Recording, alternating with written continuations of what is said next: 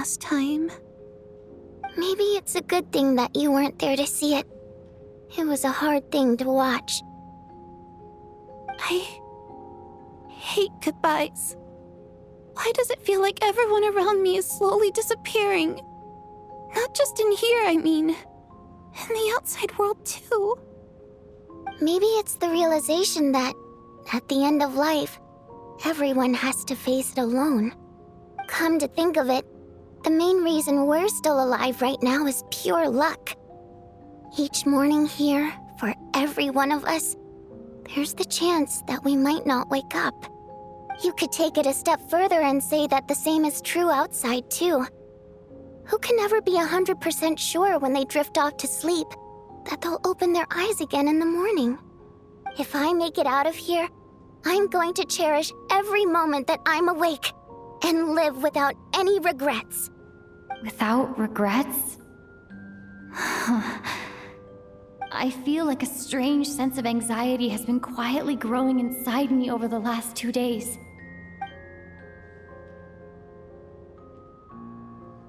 Are you okay? You look really glum. If something's bugging you, let's talk about it. There's only a few of us left here now. After everything we've been through, what's the point in keeping things bottled up? I have a travel companion named Paimon. Alosha and Odette have met her before.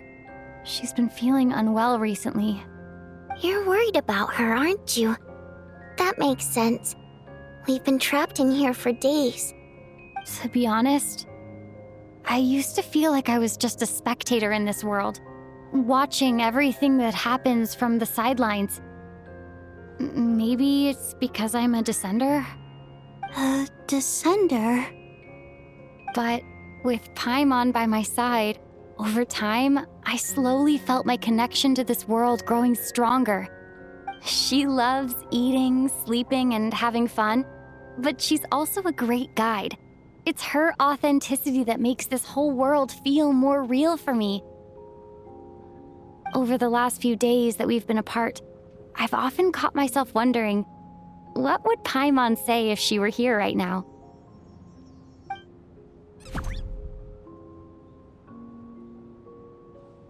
But by the time I snap out of it, the conversation has already moved on and I'm still in my own little world. I'm trying to overcome this sense of detachment, but I really miss Paimon.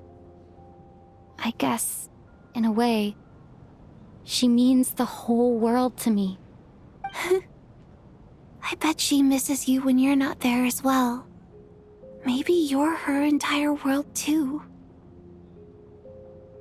I don't know if this will make you feel any better, but back when the water imps left Snezhnaya in droves, I also felt like the whole world was suddenly empty. I could be surrounded by people all smiling and having fun, and still feel completely separate from it. So, I totally understand how you feel. Later on, I started to think, maybe accepting the fact that our loved ones won't always be with us is something that takes a lifetime. All we can do is cherish their companionship from moment to moment. So, once we get out of here, you better hurry back to our side as fast as you can. You can't let your story end in regret. That's the trope I hate the most. Thank you. That's exactly what I needed to hear. But Vodianitsa, if you hate goodbyes too, why didn't you leave with your people? That's just the choice I made. I used to regret it, but I don't anymore. Like I said before, singing is a water imp's primary mode of expression. It's how we convey our emotions. Our songs have echoed through this theater for hundreds of years, each one a story pieced together through moments of joy and sorrow. But does a story exist without someone to read it? To me, the answer is no. So I made the choice to stay. That way, there would still be someone left to sing these songs and listen to their stories.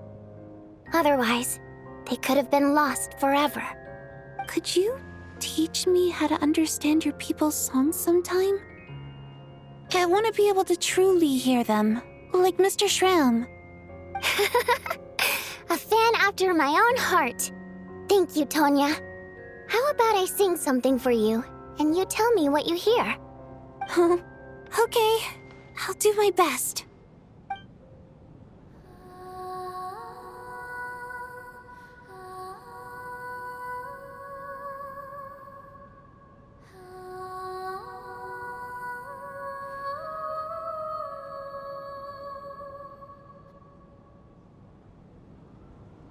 I've never heard that one before. I feel like I can hear a sense of longing somehow. I wonder why that is. Color me impressed, Tonya. You're a keen listener. Most people can only tell if a song is happy or sad. I didn't think you'd be able to pick up on such specific details. So, what's the song about then? Come on, tell me! I've actually never performed this song in the theater before, because it has more of a ceremonial purpose for our people. It's not meant for the stage. It means something like, "May those we have lost watch over us, and follow this song back home in the night, so that we might be reunited once more."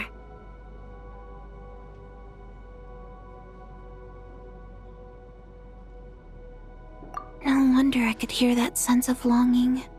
You sing it for loved ones who have passed away. I hope it reaches them. It's getting late, Tonya, and you're not well. We should all turn in early. I suppose there's no reason to keep watch tonight. Okay, but, before I go to bed, could you sing that song a couple more times for me, Vodyanitsa? Of course. Anything for my #1 fan.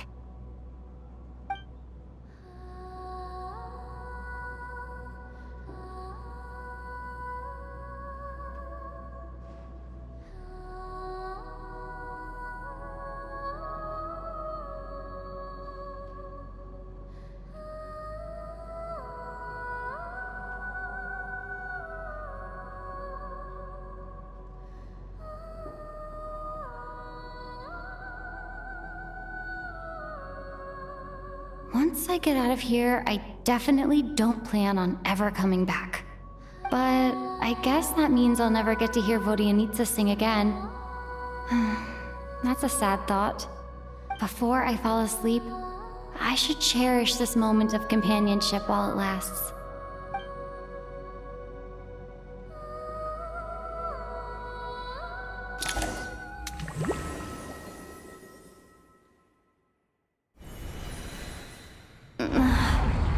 Where am I? It's so dark in here, and I feel kind of dizzy. Am I alone? Huh? What was that noise?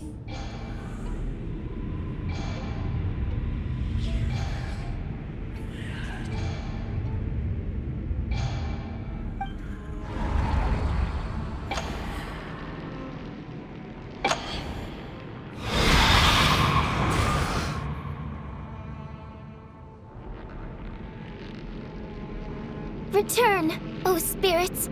Fulfill your oath of protection.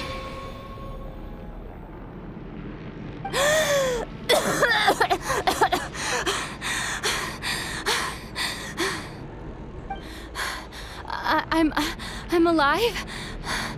What just happened? No time for questions. Quick, over here. Turn on the switch. We need to bring back the light.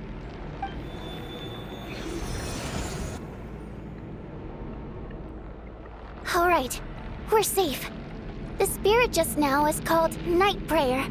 The light subdues her, but she'll attack without a second thought in the dark. Sort of. I know it's hard, but you can't let this place go dark, or she'll kill you again. Yep. Luckily, I was here to resurrect you. Otherwise, that'd have been a real bummer. a bit more than a bummer, I'd say. Wait, so you have the ability to resurrect people? Sure I do. I'm your guardian spirit after all. I specialize in soul recall. Oh, it's nice to meet you, by the way. Thanks. It's nice to meet you too. All right, there's no time to waste. The black mist is already catching up. We need to avoid it and night prayer at all costs. Come on, let's go. We need to reach the next switch before the place gets too dark. If we bring the light back, night prayer won't be able to get to us. Sweet, sweet light! It's back! Shh! It's night prayer. We need to move quick, but don't let her notice you. Look out!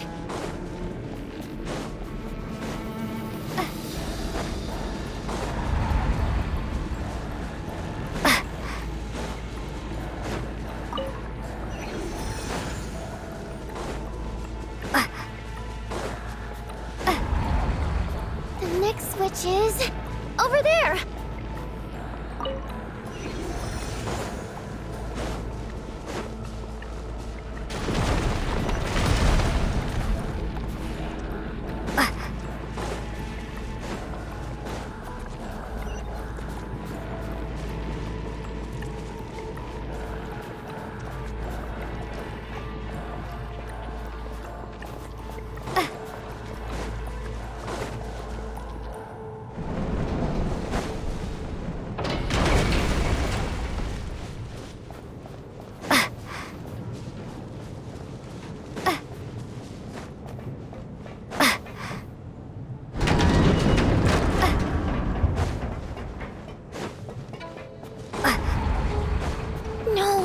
Night prayer is here too.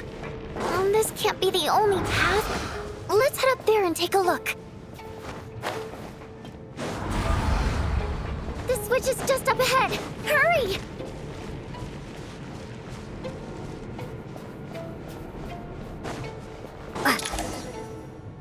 It's too dark. We're not gonna make it. Come on, faster!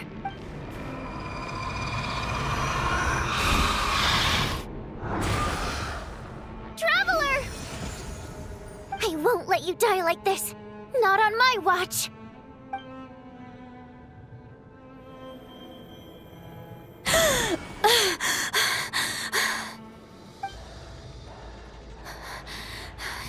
Even though it's not permanent, dying is definitely not a pleasant experience. Great. You're back. Yeah, thanks to you. Time for you to get out of here. Quick, before the light runs out. What about you? You're not coming with me? I can't. I've already been used up.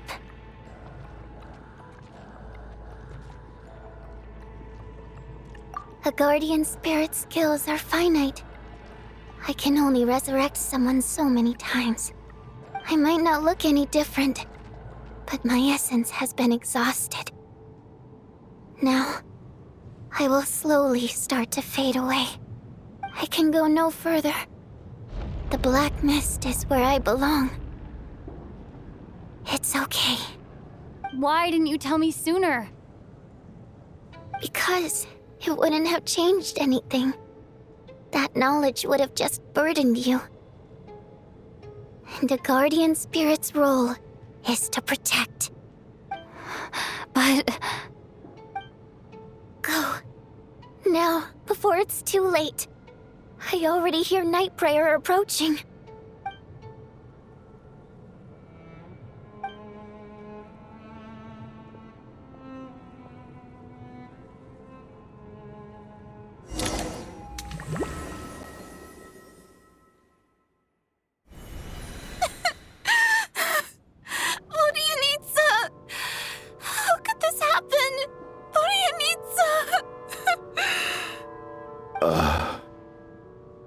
Well, I guess there's no need to inspect the body.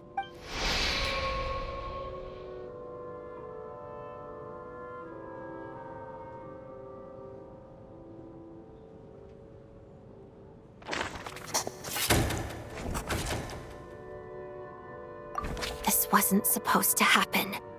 You lied to us, didn't you, Chuganov? You've been lying from the start. Take a long, hard look at yourself before you go around accusing other people. I suspected you on day one, Lelik, and now look where we are. By some strange coincidence, you've never been targeted.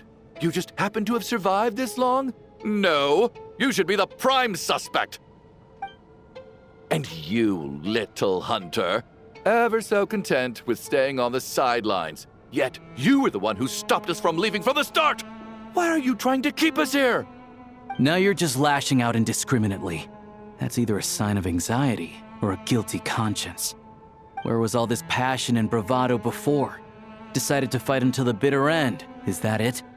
Is that a threat? Fine, bring it on. You think I'm afraid to die after all this?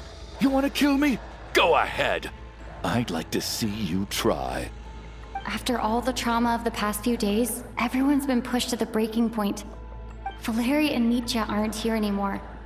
Someone else needs to step up and take charge. But first, I need to think this through.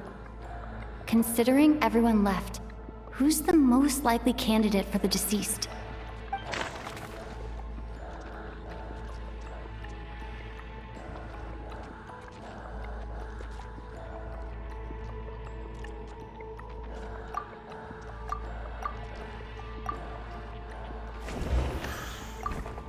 Of those who remain, the only person we've never met before is Tonya. There is room to doubt her true identity. People are easily misled by first impressions. Now that I think about it, child sister was in fact a label I imposed on her due to my own assumptions. But Mr. Chuganov vouched for Tonya's identity yesterday, with basically no other possibilities left. Could it be...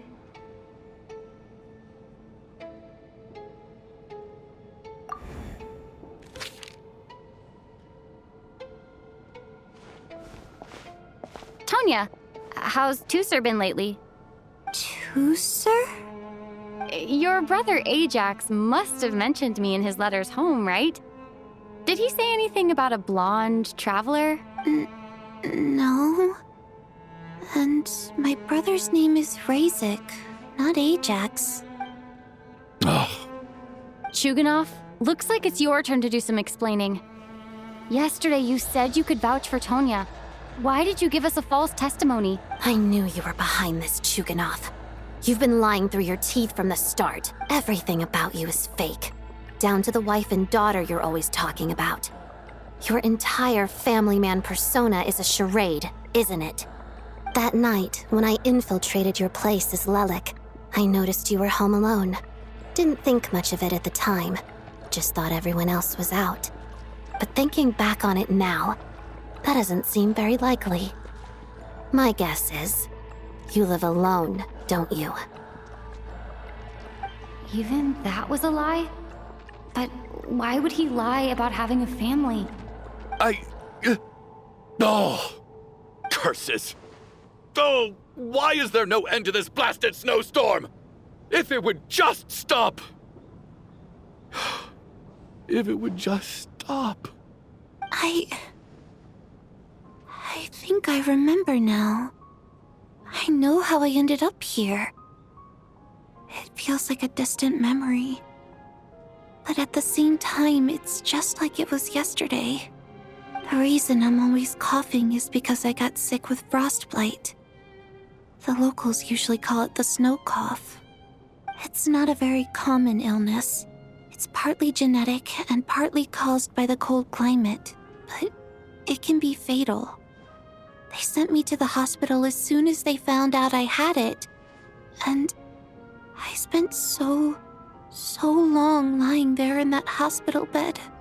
After a while, I felt myself growing weaker and weaker.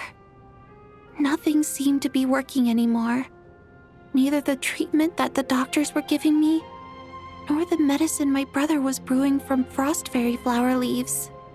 So one day, I told my brother that I wanted him to take me outside for once, so things could be like they used to, just for one day. I wanted to meet loads of friends, experience new things. He agreed. He snuck me out of the hospital, and we escaped. We got to the theater, bought tickets, and went inside. Oh, it was all so exciting. I remember the show very clearly. It was amazing. But I found myself getting sleepier and sleepier. Oh, Tonya. When I woke up, I couldn't find my brother anywhere, so I guessed he'd already left. But there's no way he'd leave me behind. So I decided to stay here and wait for him. At the time, I figured he'd probably gone to brew some more medicine for me. I was planning to chew him out for abandoning me when he got back. Tonya, it sounds like by then you'd already... Yeah, I know. I understand now. Dead, aren't I? This cough and the feeling weak, it's probably just my body's memory. After all of that, it turns out I can't blame my brother after all. I was the one who abandoned him. I'm sorry, everyone. I realized this much too late. It seems like death skewed my perception. And now I've dragged you all into this mess. Your name probably isn't even Tonya, is it? Didn't that ever strike you as odd over the last few days? Well, when I was little, my brother and I read a storybook, and Tonya is the name of one of the characters. When we escaped from the hospital, our family and the hospital security were looking everywhere for us. So when you first approached me and said my brother had sent you, and called me Tonya, I thought he must have chosen a fake name that only the two of us would know. Because he was afraid of getting caught. Now, it seems like that was just wishful thinking. At least your memory of death isn't painful. That is a small comfort. Now it's your turn, Chuganov. Talk to us. I believe no lie is ever told without a reason. You're right. I was lying. I happened to know that the Harbinger child and his sister Tonya managed to get tickets, so I lied to you and pretended I knew them. And yes, I was lying about my family too. The truth of the matter is, I lost them a long time ago. I just refused to accept reality. And now I've spent the second half of my life living a lie. I'm a joke. My daughter's name was Iskra. And before you ask, yes, Iskra, as in Iskra Manufacturing Plant. She also died from the snow cough. She was just 6 years old. If she were still alive today, she'd be around the same age as little Tonya here. After Iskra passed, my wife couldn't bear to face those memories either. So she chose to start a new life without me. One day when I came home from work and saw the empty room, I felt like I couldn't breathe. Subconsciously, I started to imagine that they were still there. I soon discovered that this was the only thing that made me feel any better, so I just embraced the delusion. Nothing more than a pathetic means of escapism, I know. But at least it's not a crime. So explain your false testimony then. The night before last, when I was chatting with Tonya, she mentioned that her brother would brew medicine for her from frost fairy flower leaves. Combined with her various symptoms, I suddenly understood everything, including the fact that she was deceased. The snow cough used to be an incurable illness. I would pick frost fairy flower leaves to brew medicine for Iskra too. It took hours and hours on the stove. But the year after my daughter passed away, the jester of the Fatui announced that a cure for frostblight, also known as the snow cough, had finally been developed. It turned out that all previous treatments were completely ineffective.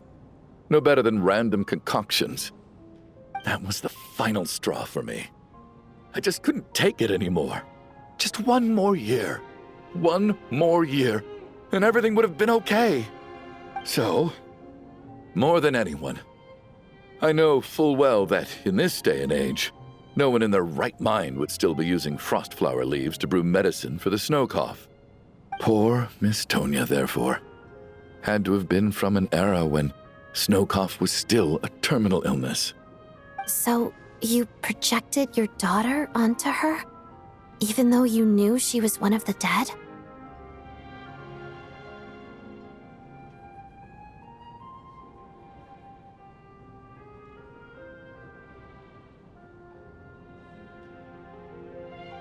That doesn't make any sense. You knew she was already dead. What did you hope to achieve by protecting her? I just don't believe in your crackpot theories, nor do I approve of your actions. How can you just declare a living person dead and throw them out into that snowstorm? Nitia's gone. My good buddy Shram's gone. And now it's Tonya's turn, isn't it? The others I can make my peace with, but little Miss Tonya, here she is, standing right in front of us, alive and breathing, and fighting her own battles. Yet you're quite happy to say she's dead? I just want her to live. Once this snowstorm is over, the very moment it stops, I'm going to march out that door and find someone who can fetch the very best medicine for her snow cough. I'll be damned if I'm gonna let you cast her out into the snowstorm before I have the chance to cure her. Not again. Not this time. Not when the cure is right within our grasp. I'd never be able to forgive myself. Mr. Chuganov, stop. I can't let you do this. Tonya. By the sounds of it, you've known I was dead since the night before last, right? I really liked Mr. Valeri, Mr. Mitya, and Miss Vodyanitsa. And now they're all dead because of me. I'm not happy about that. The reality is, you've been trying to fight your own demons through me. But all you've really done is trap me inside your delusion along with you. No! Listen to me. I want to save you. I do! Well, at this point, I'm quite sure that I'm dead. I don't need to be saved. The time I got to spend with all of you is more than enough for me. Despite all the bad things that kept happening, I got to meet so many interesting people and spend so many days and nights by your side. Since the day I escaped that hospital until now, this has been an adventure I never even dared to dream of. I'm very fond of you all. If it were only possible, I'd trade my soul to bring back the ones who died. If it meant things didn't have to end like this. And that's why I'm not fond of you at all, Mr. Chuganov. I'm sorry. It's them that you owe an apology to, sir. Not me. Well then, I suppose this is it. It's time for my adventure to end. I've caused enough trouble. You're leaving already? It's still early. Don't you want to stay a little longer? No thank you. Oh, and by the way, my name is Patashka. It was nice meeting you all. Feels strange that we're only being properly introduced now that it's time to say goodbye. Patashka.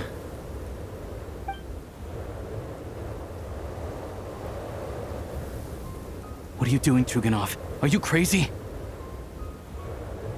Let me leave. I can't keep lying to myself anymore. In your dreams. Don't think you're getting off that easy when you had a hand in the deaths of so many people. The Fatui have honed quite an array of enhanced interrogation techniques since they were founded. Once we're out of here, Lelik will personally give you a taste of every last one.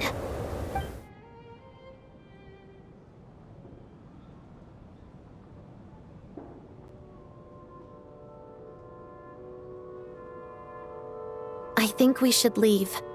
I doubt this snowstorm is ever going to stop. For all we know, this storm might have destroyed all of Snezhnaya by now. Maybe even the whole world. Wait, we finally solved the mystery of the haunted theater today.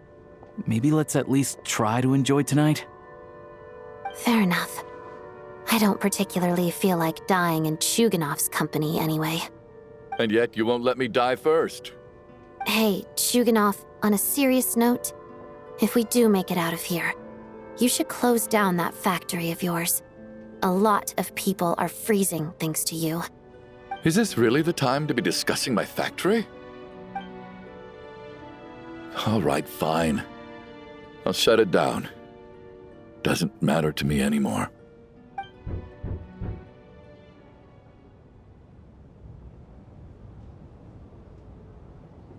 Am I hearing things? Or was that a knock at the door?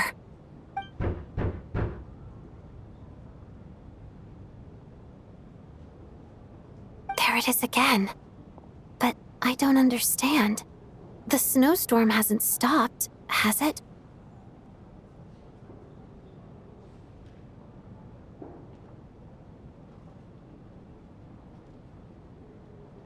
Should we open the door? Is this it? Is this nightmare finally over? If the last few days are anything to go by, I probably shouldn't be getting my hopes up. Whatever lies beyond that door at this moment, it could be something even more terrifying than everything we've been through so far.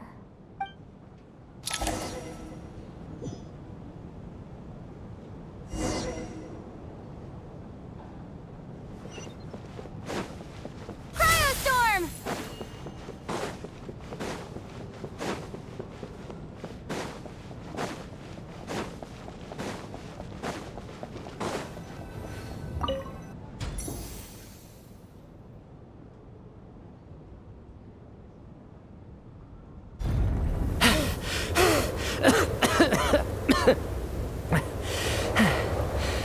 Hey everyone, I'm back. How are you doing? Feeling any better? Much better, thanks. Whew, it is so good to have you guys here. I was a little worried that the theater would be empty by the time I got back. Let me see. Tonya and Vodyanitsa are missing, which means Vodyanitsa died last night. And then you discovered that Tonya was the other dead person. Am I right? Not Tonya. Pitashka. First, tell us how you made it back here. Given the conditions outside, no one should be able to return alive. You're right. The thing that got me back safely was a song. I heard someone singing. After walking into the snowstorm, my mind grew hazy. I don't know how long I walked through the storm before my mind completely slipped away. Then, suddenly, I heard the sound of singing. The voice instantly brought me back to my senses, and I regained consciousness. So I followed the voice, searching for the source of the singing. I searched and searched, until finally, just a few moments ago, there was the entrance to the theater, right in front of me.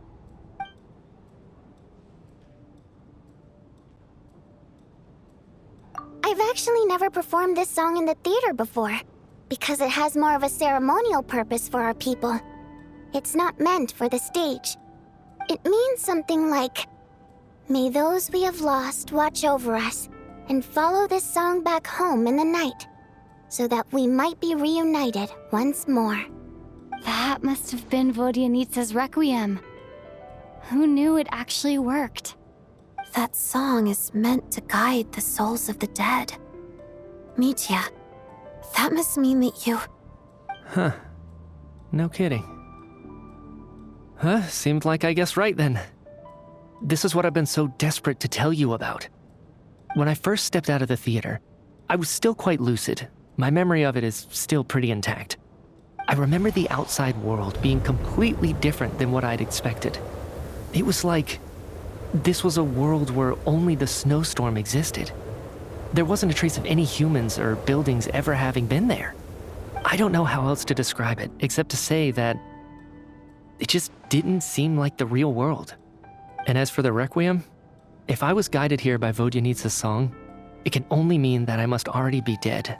And this is my soul, not my body. But I didn't experience a clear moment of death while I was out there.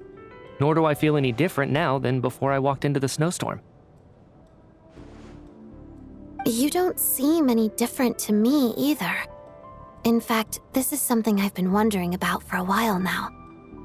If souls aren't physical, shouldn't they lack tangible form? Both Shram and Patashka were clearly deceased, and yet their souls didn't look or feel like ghosts at all. They were visible, tangible, no different than you or me. This raises a truly terrible thought. Is that really what Mitya is suggesting?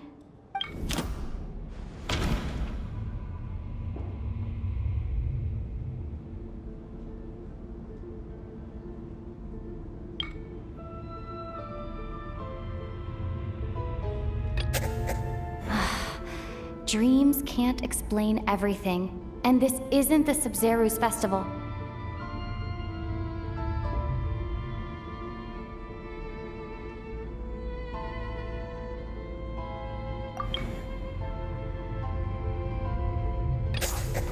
Mitya's soul was summoned back by the Requiem, confirming that he is indeed already dead. And yet, he looks no different from us. Of course, if even the long-deceased like Mr. Shram can blend in with us undetected, then maybe we've all been dead from the very start. And all of us are now souls wandering the theater.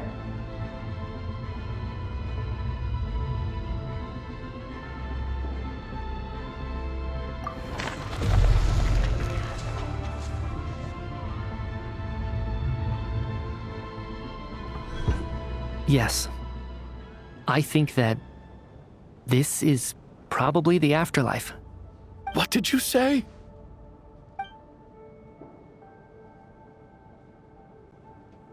You heard me. We died in the theater. All of us did. But due to an obstruction in the theater's ley lines, our souls are trapped here, while an endless, infinite snowstorm rages outside. It's ironic, really. All that time, we were working so hard to figure out who the deceased among us were, when the truth was, we were all deceased. The only difference being some of us died more recently than others. Do you remember that note, "Death is near"? Seems like we misunderstood what it meant after all. Death was nearer than we wanted to think all along. The note simply meant that all of us were already dead. So all our attempts to survive, our search for the deceased, it was all for nothing? Hard to say. At the very least, we helped 2 lost souls find clarity and go to where they belong. The presence of those 2 is probably what caused our souls to be drawn in by the ley lines. In which case, the deaths we've awoken to over the past few days were just souls returning to the ley lines for good. If what you're saying is true, doesn't that make us the lost souls now? Huh, no wonder. This afternoon, when I was moving Vodyanitsa's body, I noticed that the other bodies in the room hadn't decayed one bit after all these days. That's further proof that those aren't physical bodies at all, but merely our shells here in the afterlife. Am I really dead? This doesn't feel real to me at all. No, that's impossible. This cannot be how it all ends. I still find it hard to believe that all of us are dead.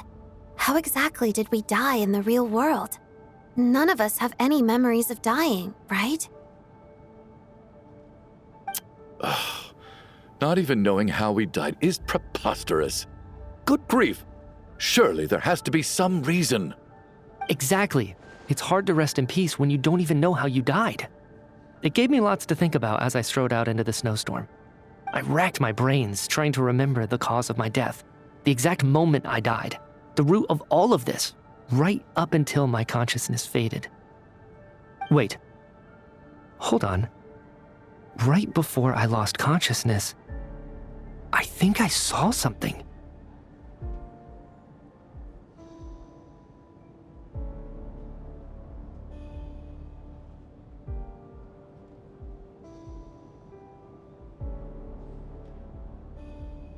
I can't remember.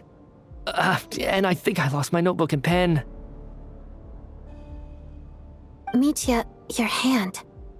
Is that blood on your fingers? Huh? You're right. There's blood on the fingertips of my right hand. Looks like it's already dried. When did that happen?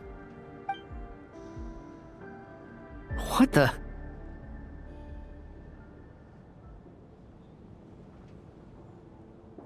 I guess this was what I saw. I must have desperately drawn it in my own blood right before losing consciousness. What's wrong? Do you recognize the symbol? It's Ronova, the ruler of death. Alosha, do you still remember that Snezhnayan folktale you told me about? It was about the Grim Reaper. When someone's about to die, he appears as an incarnation of someone familiar to guide their soul into the afterlife. And as soon as you recognize his face, your life is over. I heard a similar tale when I was little. You think the Grim Reaper in this story refers to the ruler of death you mentioned? That's right. In which case, death is near could also mean that the Grim Reaper is here, disguised in a familiar form. Death, the deceased, and the Grim Reaper? So it's a triple entendre. When I first saw this note, I thought it contradicted the investigation report. But now it seems like that was the whole intention. So the Grim Reaper deliberately misled us. Then we started suspecting each other and searched for the deceased while they hid in plain sight. By that logic, the one person most likely to be the Grim Reaper incarnate is...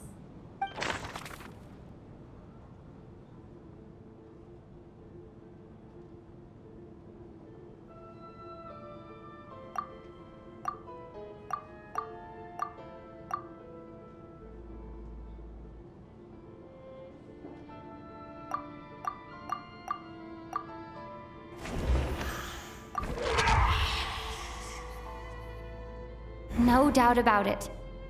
It's Alosha. Looking back at how everyone has acted over the past few days, Alosha is most likely the Grim Reaper lurking among us.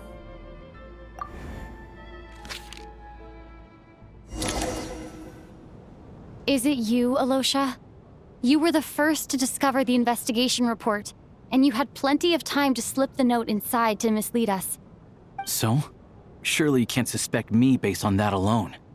What if someone else found the investigation report first, slipped the note inside, and then put it back without telling anyone? There's no denying it. The note could easily have been slipped in much earlier than it was discovered. That's not all. I've also noticed that, although on the surface, Valeri, Mitya, and sometimes I were the ones taking charge of the situation, looking back now, even though you didn't say much, you were always subtly guiding everyone from the sidelines. What do you mean? You were the one who emphasized how dangerous it was outside and insisted we all stay here. It was also you who suggested that we all sleep in the same place. And earlier today, you tried to convince Ptashka to stay. I don't understand why, but it was out of character. So, you didn't understand my intentions, and now you're assuming the worst. Seems pretty unreasonable if you ask me. He still won't admit it? Fine. Let's see how he responds to the most damning evidence of all. The biggest question I have right now is, if the Grim Reaper is impersonating Alosha, then where's the real Alosha? When did they switch?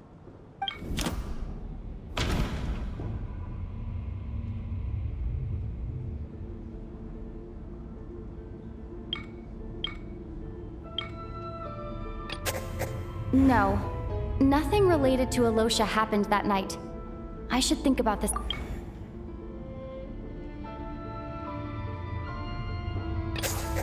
That's right. This was the moment. Right at the start, before any victims had even emerged, Alosha was switched with the Ruler of Death while everyone's guard was still down.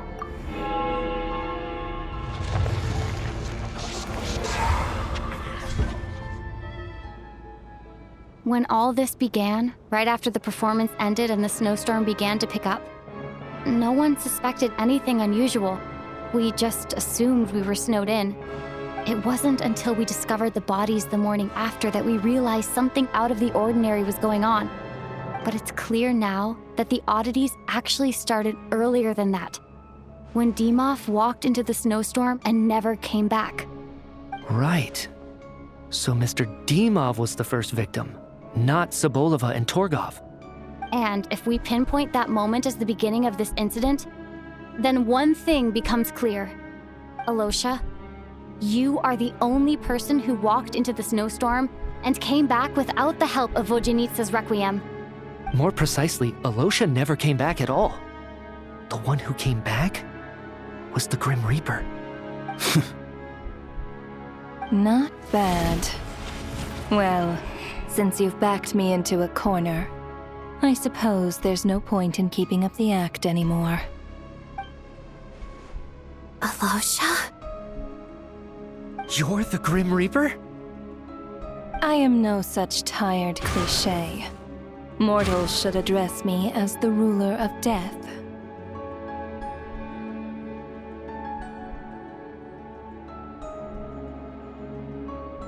Before being wiped out for good, you identified the two deceased, and even sensed my presence. A commendable achievement, far beyond what I expected. I heard you can ferry souls. Those deaths each night. Were they your doing? Your initial conclusion was correct.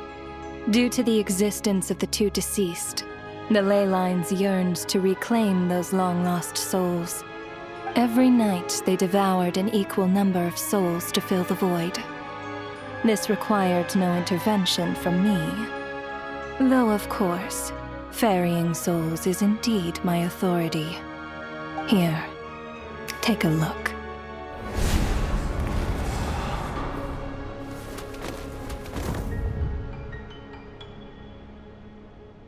What are you doing? That takes care of today's too. Don't get so worked up. You are already dead, and your souls must return to the ley lines. I know we're already dead. You murdered us, didn't you? Murdered? No. Murder is when mortals usurp my authority. Death is my jurisdiction. If I require someone to die, I need not resort to such laborious methods as murder.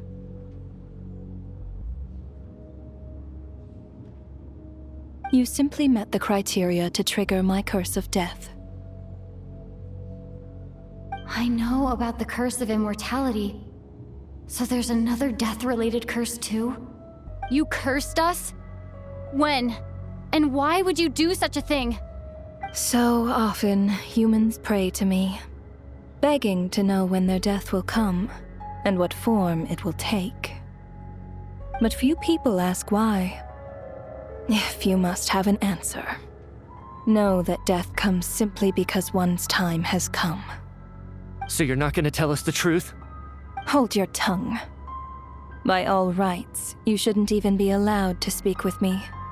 Those angels from the past are to blame for the reckless renovation of the ley lines here. It's made my work on this occasion infuriatingly complicated. Work? So trapping us here, making us watch our friends die, that's just another day at work for you? You clearly have a lot of questions. Fine.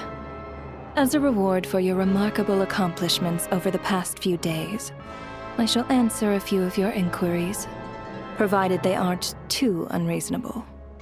After the physical body dies, the soul must return to the ley lines for that person's death to be considered complete. My work encompasses the entire process of death, including, naturally, the guiding of souls into the ley lines, with which you are now so familiar. You must also be rather familiar with Natlan's Night Kingdom, I presume? It was I who supported the creation of the Night Kingdom. It provided a convenient means of guiding the souls of Natlan. Here, too, the ley lines connected to the theater underwent some modifications. The angels hoped to make them capable of accommodating the souls of some special creations. But this actually hindered their ability to accept ordinary souls to some degree. This effect manifested itself after you died from the curse in the theater, leaving you stranded in the afterlife, unable to achieve a complete death. But if souls who die from the curse of death fail to return to the ley lines within a short window of time, they will miss their chance for good. Then, they will remain forever suspended between life and death, no longer subject to the authorities of either. So if you don't resolve this matter soon, and see all our souls return to the ley lines before long, we'll escape your control. Nitya is sharp. This must be what Ronova was worried might happen, and the reason she got involved to begin with. But if you have the authority to guide souls, why didn't you just show yourself and get it over with? Why hide among us in the form of Alosha? You seek to understand the mind of a god. Very well. I'll tell you. This is a theater, and I decided I wanted to watch a show about death. That's why I encouraged you to take the events to the stage. I found myself getting quite immersed. I suppose the entertainment you provided makes up for all the trouble you've caused me by being so defiant in the face of death. There. Are you happy with my answer? Can't say I am. Really? But it fits the stereotypes you humans have about gods. Just moments ago, you were complaining about how infuriatingly complicated your work here has been. Work is work, I get it. There are times when it's a huge pain, but you just have to get it done, right? That's a rather unique perspective for a human. You are in fact correct. There is a pain point in this case. Due to the obstruction in the theater's ley lines, there is a hard limit on the number of souls they can receive each day, making it impossible for me to ferry all your souls at once. Revealing my identity too soon would inevitably have led to futile resistance, and there was a risk that any souls who chose to run would disappear. Then there was the issue of the 2 lost souls you called the deceased.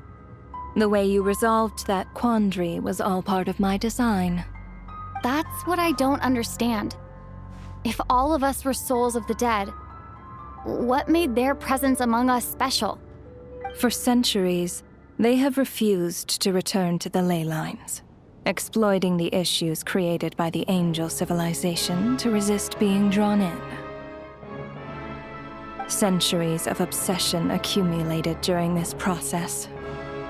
You may think of this obsession as the resentment of the dead, and in this quantity, it was a bomb that could have detonated at any moment. It reached the point where I could not afford to leave it unchecked. But the only way to fix it was to help them acknowledge their own deaths, make peace with their regrets, and willingly walk into the snowstorm. Only then, with my guidance, could they finally return to the ley lines. Otherwise, you would not like to know what the consequences would have been. I vaguely remember seeing Patashka, but in the most terrifying form. Was that in a dream? Is that what would have become of her if she hadn't returned to the ley lines? I see your dreams brought you many revelations. So you see, death in fact grants wisdom to mortals. Souls connect to all things in the world and see the chain of cause and effect between them. It's nothing unusual. Anyway, giving psychological counseling to lost souls is not my strong suit. That is more of an angel's role. It was something I could not resolve directly using my authority, so I decided it was easier to leave the bomb defusal to you.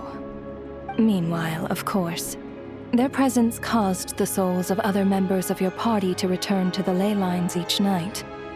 From where I stand, that was killing two birds with one stone.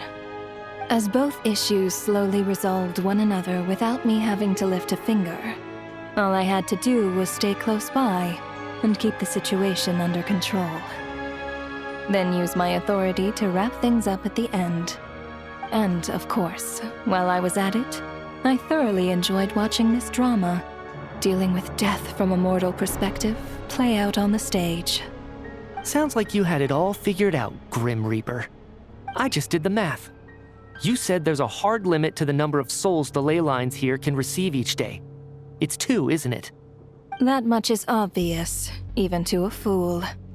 It's time to review this whole affair. If the ley lines can only take in 2 people per day, I need to go over the deaths from these past few days again.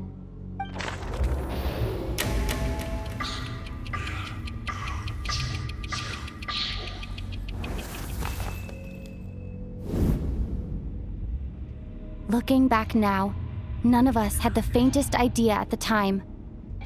From the moment the staff member named Demoff walked into the snowstorm, the incident had already begun.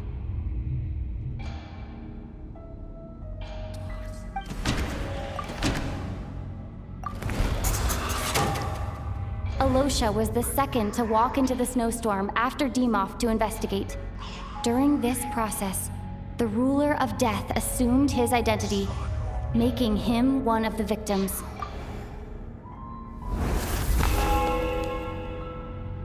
During our first night in the theater, everyone was caught up in the novelty of it all.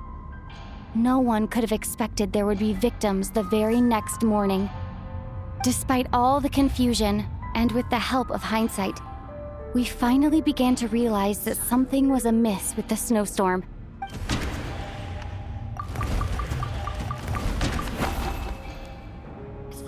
No.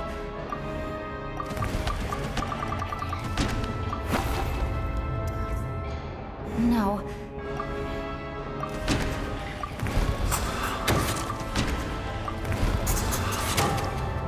The ley lines devoured Torgov and Sobolova on the first night. At the time, we thought this might be a murder case connected to Lelek.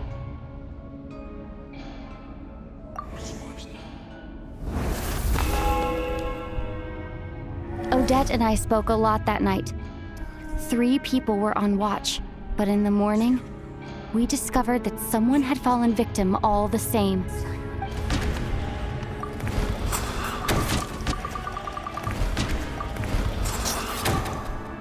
The deaths of Kulish and Ranpana caused everyone to stop suspecting Lelek. Unexplainable phenomena occurred one after another, leading Mitya to suspect that we were caught up in a supernatural event.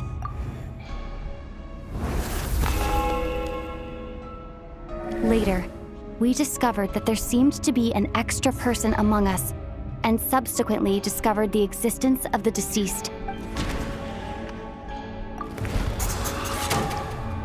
Mr. Shram realized he was the deceased and walked into the snowstorm to return to the ley lines of his own accord. It turns out there really was a dead person among us.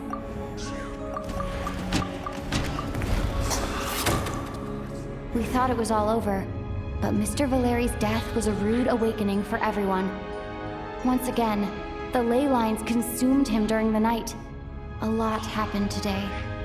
Mr. Valeri's death led us to discover the connection between the number of deceased and the number of victims during the night.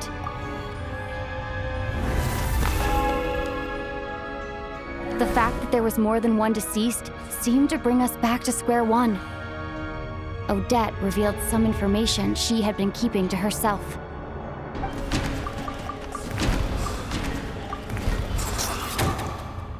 Vodyanitsa was swallowed by the ley lines in her sleep, but the requiem she sang before falling asleep was quite a game changer. Although Mitya did indeed walk into the snowstorm that day, he returned from the ley lines with the help of Vodyanitsa's requiem. The void in the ley lines hasn't been filled, so let's rule out Mitya for now.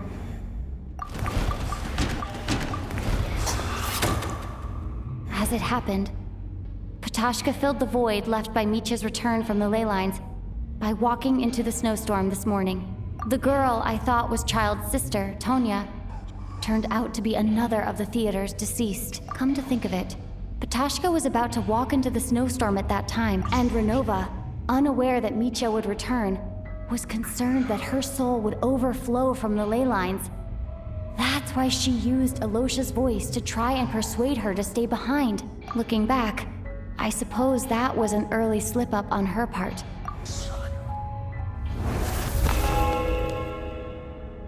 No one could have expected anyone who walked into the snowstorm to return.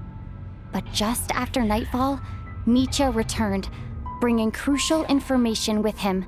Various truths began to surface, including that all of us were already dead, and that the ruler of death was here among us. Then, after revealing her true form, Ronova callously claimed 2 souls.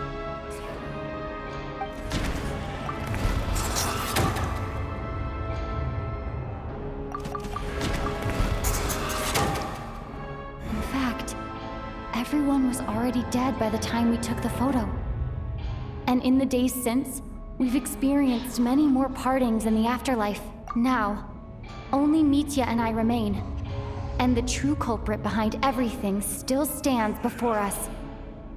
In Mitya's eyes, I see the same anger and frustration that I feel.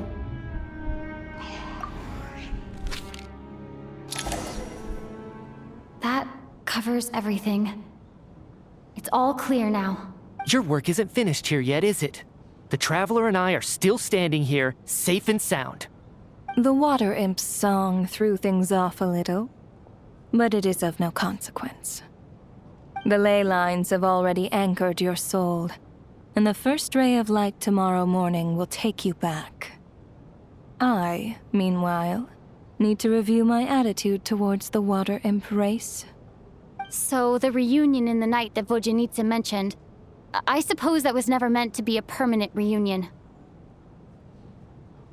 That just leaves you, Traveler. My power only allows me to temporarily separate your soul from your body. The ley lines of Tevat would not accept you, and your soul is firmly anchored to your body by your will. For a descender like you, who is not bound by Tevat's rules, your death can only be brought through the most violent of means, such as directly destroying either your body or soul.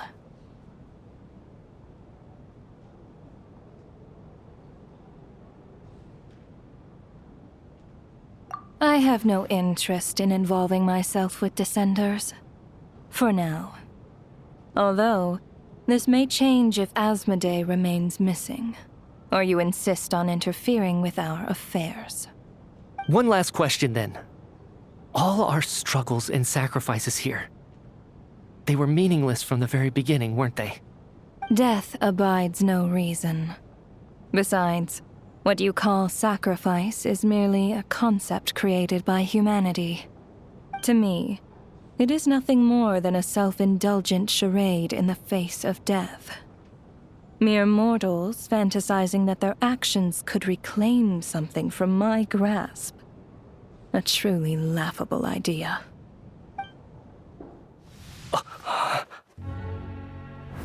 Grim Reaper, you really know how to get on my nerves. I'm not here to ingratiate myself with you.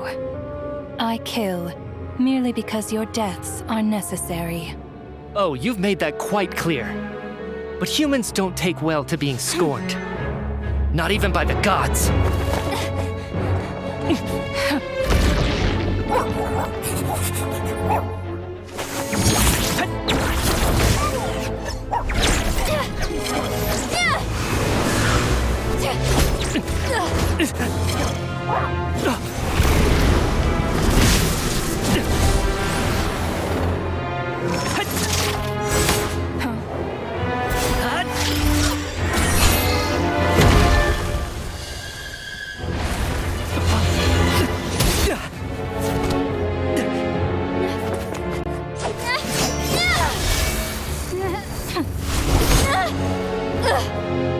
This is futile.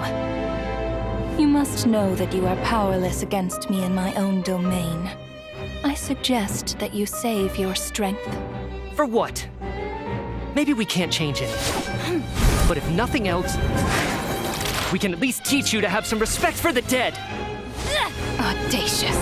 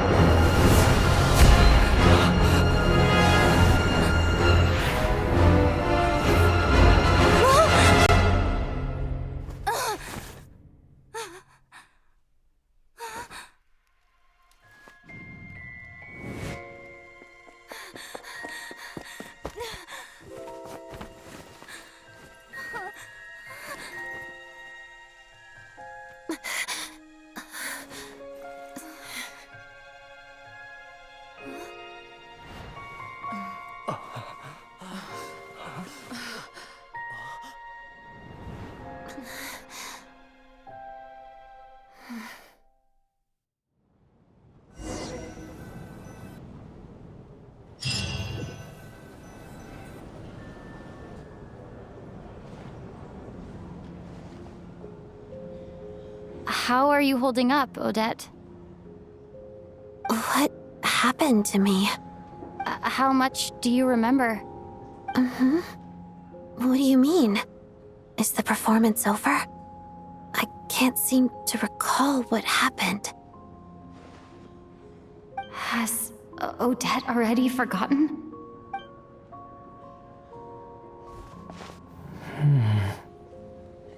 Mitya? Oh, I'm sorry. I guess I spaced out there for a second. Remind me who you are? Don't you remember anything?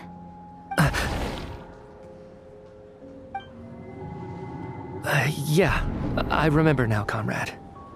Looks like we guessed right. Just like me when Odette found me at the Armory Palace, for some reason, everyone killed by the Ruler of Death eventually came back to life. Just with one catch. They forgot what happened while they were dead. Odette and the others have already forgotten everything. Why were you able to remember this time? Could this be the reason? You said this is the Ruler of Death's symbol, right?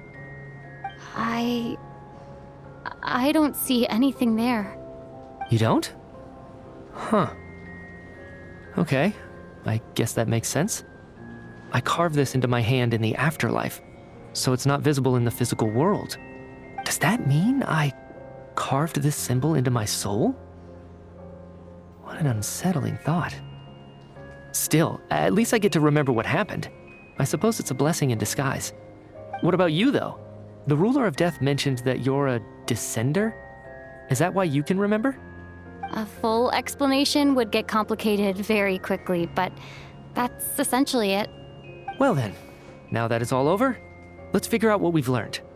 The first thing I notice is that everything here is precisely as we left it, right before our deaths.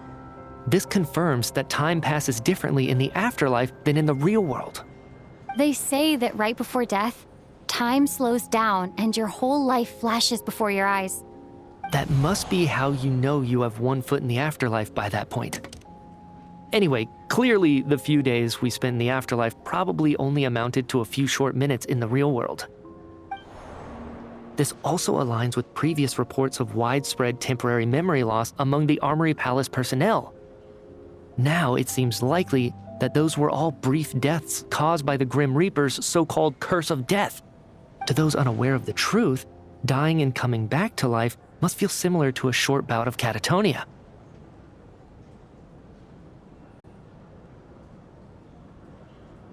This leaves me with a couple big questions. What are the conditions that trigger this so-called curse of death? And why are we resurrected after we die? If nothing else, I think it shows that killing us wasn't her ultimate goal. We still don't know her true reasons for subjecting us to death. Right. This time only got complicated because of the situation with the theater's ley lines. That's why she had to approach it differently. If the previous incidents of amnesia among the researchers are anything to go by, killing us is usually a pretty routine matter.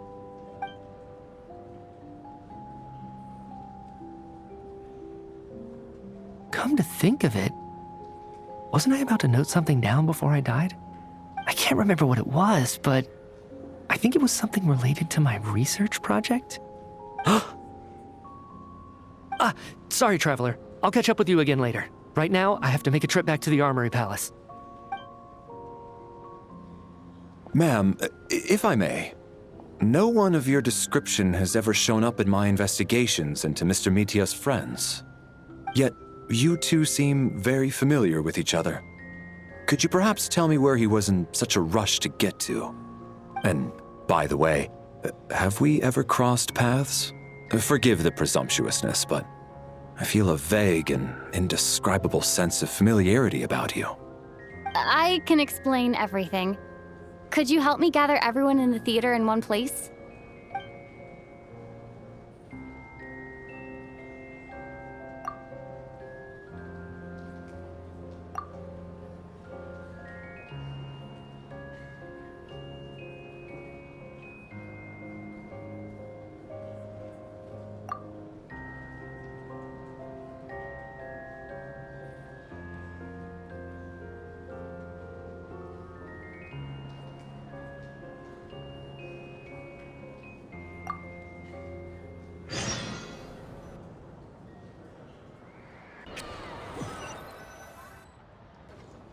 So Chuganov really is going to shut down the factory. I guess this theater incident actually did us some good after all. So, you said I promised to take you to the Armory Palace while we were in the afterlife, yes? I believe you. I think I even have a vague memory of it. Agreed. Let's check in on her first. The whole reason for our trip to the Armory Palace anyway is to figure out what's going on with her health.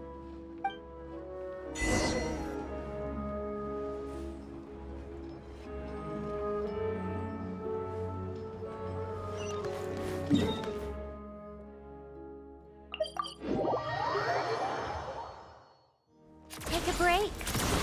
Pick up the pace.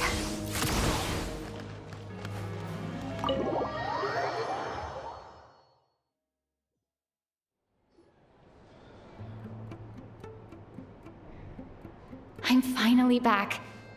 Even though a long time has passed from my perspective, as far as Paimon's concerned, I probably just went out to watch a very short show. I should keep my emotions in check when I see Paimon again, or it'll seem weird. Wait. The atmosphere here feels off.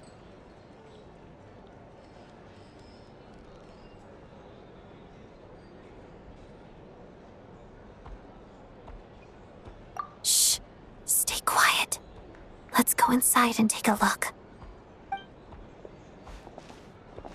Have we still not been able to notify Child yet? We need new orders.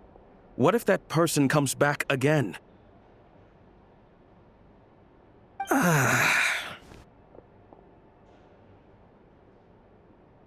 I'm so sorry. Under the circumstances, there was really nothing we could do. Tell me, what happened to Paimon? It was the Jester. He came here in person and escorted Miss Paimon away. He's the director of the Fatui. His authority supersedes all others and cannot be questioned. There was nothing we could do.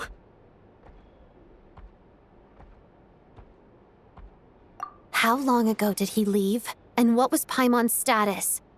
It was about an hour ago. Miss Paimon was fast asleep at the time. The jester simply walked off with her as if it was only natural. I assure you, he absolutely did not use any force.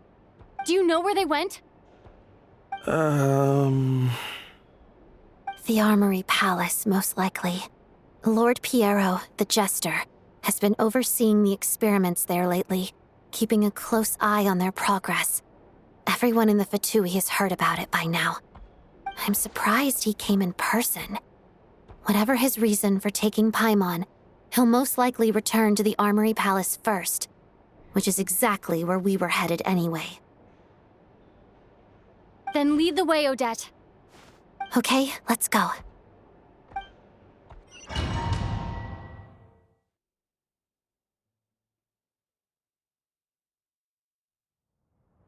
It's just up ahead. Quick, let's get inside. No, I'll go alone. You know I'm planning to force my way in. You're with the Fatui, so you should stay outside. I was hardly planning on taking you through the official channels anyway. I'm here to force my way in, just like you.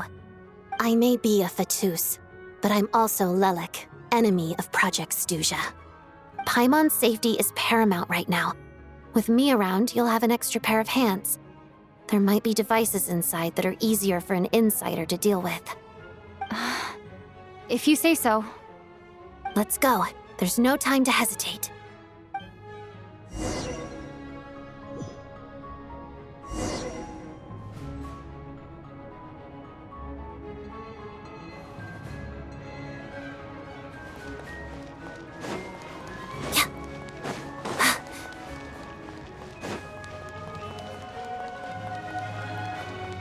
Hey, who are you? This part of the Armory Palace is under restricted access. What do you think you're doing? No questions, please. We're short on time. How tiresome.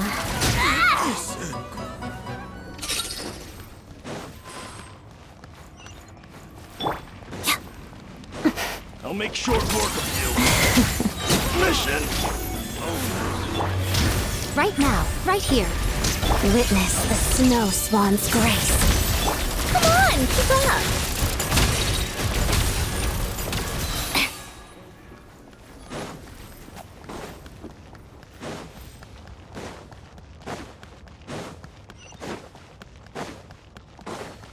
I spell your doom.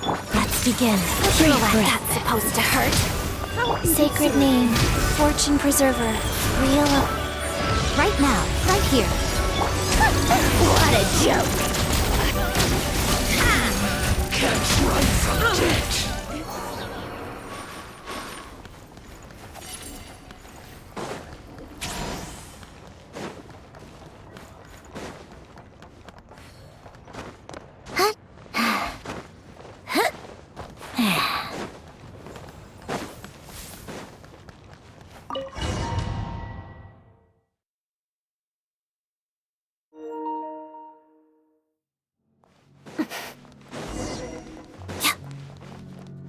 Do you have a pass? Where are you coming from? So, you're intruders, huh?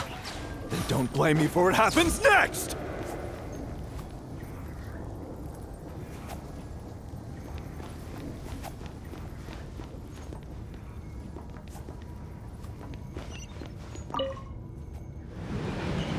The Armory Palace is hidden this deep in? This place is much bigger than I imagined. They're conducting top-secret research, after all. The deeper it's hidden, the better, is standard Fatui logic.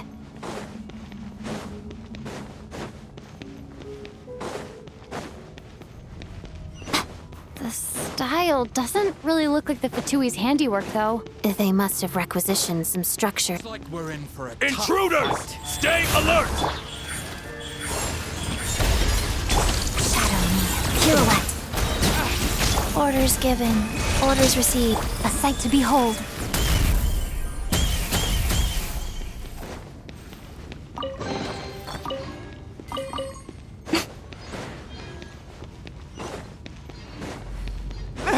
Intruders? Just what are you guys trying to do here? I'll make short work of your skull! Crystalline Adagio. Pada Mission! together. Let's test my hypothesis. No one interferes with a jester's work. You're pretty sharp.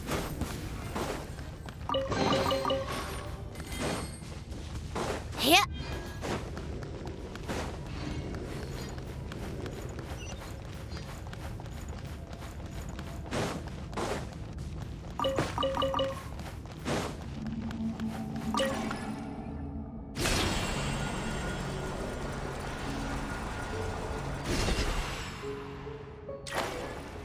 Yeah.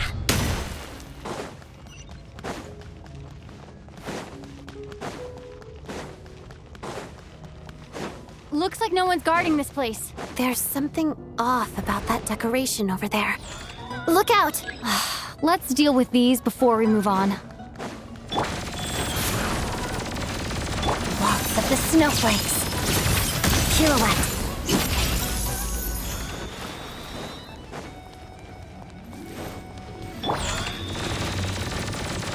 Sacred name, fortune preserver, right now. Come on, keep up.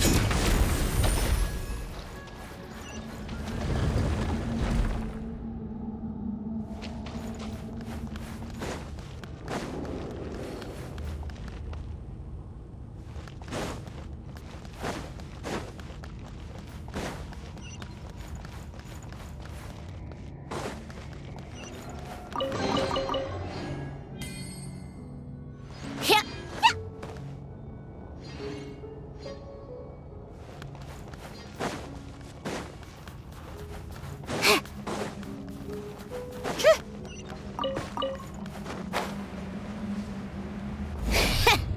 The researchers here probably don't know that we're uninvited guests. Let's try not to hurt them. What's the big star from the theater doing here? That's Miss Odette. She's a member of the Fatui. Don't tell me you didn't know that.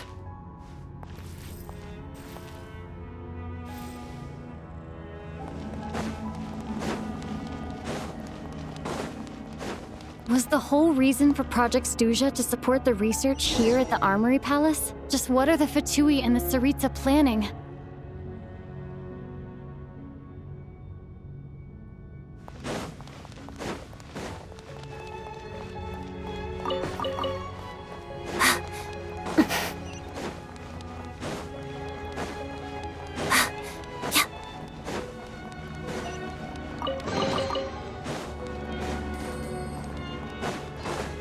Whoa!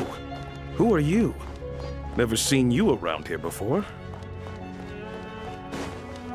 Looks like there's no way through here. Maybe using the power of this prism could help?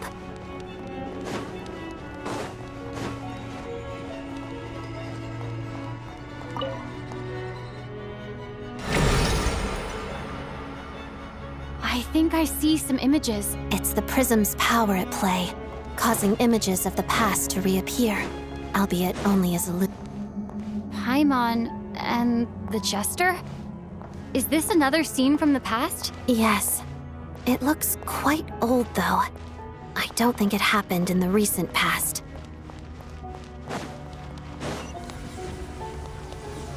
What's going on here? What happened? The source seems to be the Armory Palace. They must have started some large-scale experiment. Wait, what if this has something to do with Paimon? We need to hurry!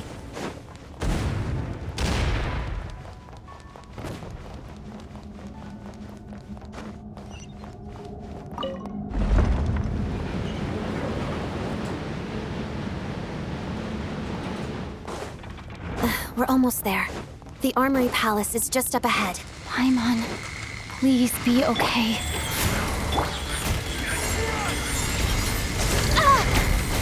Let's begin. Mission! How tiresome. Take a break.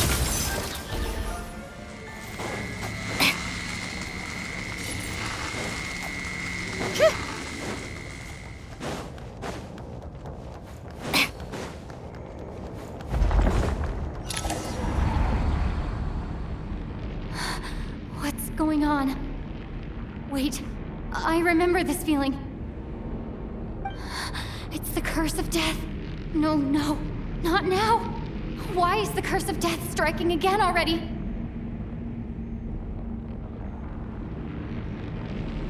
Odette?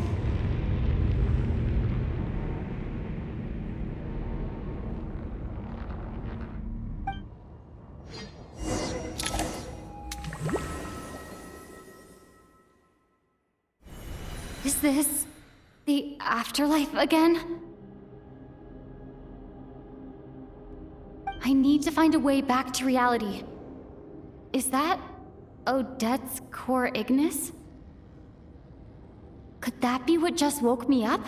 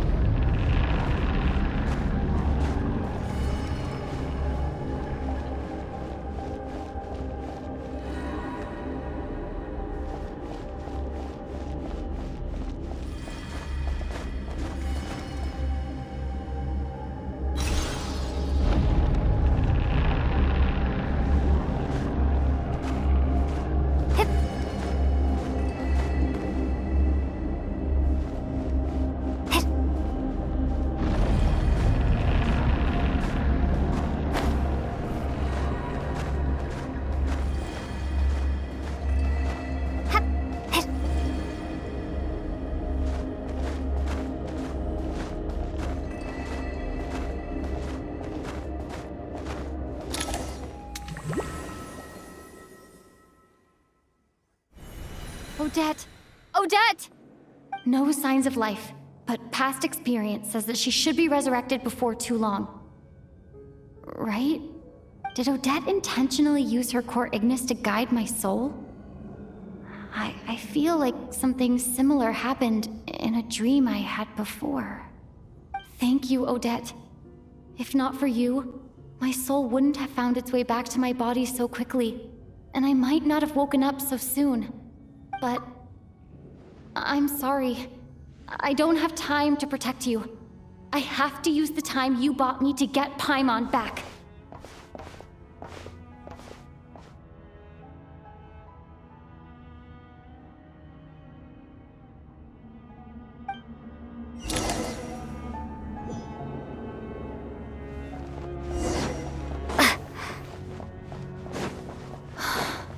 Sure enough. Everyone here has been affected. Paimon! Paimon!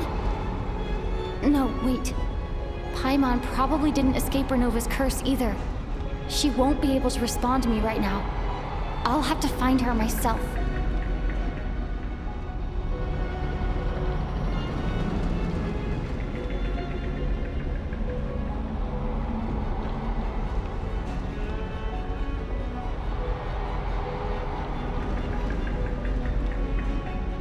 Mitya!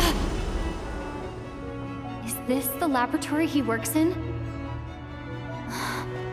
What happened here to trigger the curse of death again so soon?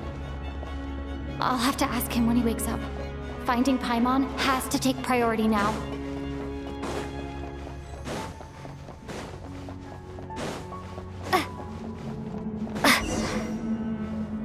I found her! Paimon really is here!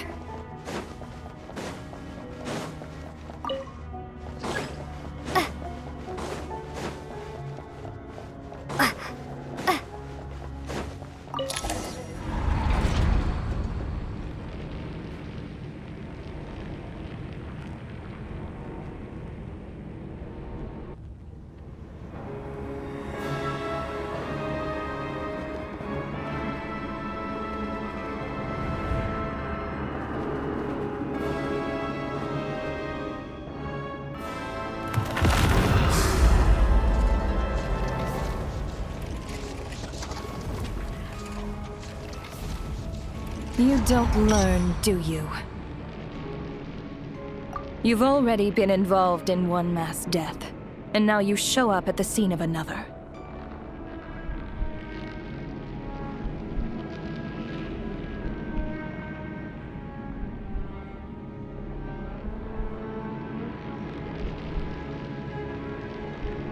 This might have passed for a coincidence the first time, but a second time? Am I to assume you are intentionally interfering in Snezhnaya's affairs? Judging by your expression, it seems that you understand little of what is going on here. In that case, a word to the wise. Do not interfere in Snezhnaya's affairs. A civilization that fails to learn its lesson constantly depletes its own worth. It will one day lose any reason for its existence. And as a descender, you are perfectly suited to be the lifeline to which a dying civilization might desperately cling. Consider your position carefully. No advice needed. I'll make my own judgments. Suit yourself. When the day of reckoning arrives, not even a descender can hope to escape unscathed. The time for resurrection fast approaches. The mortals here are not yet worthy to behold my form. So that will be all for today.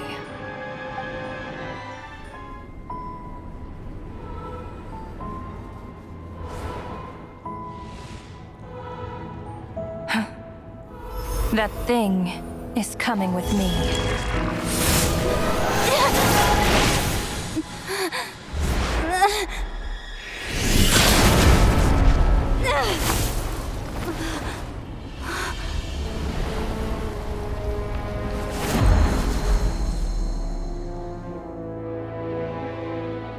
You awoke sooner than I thought.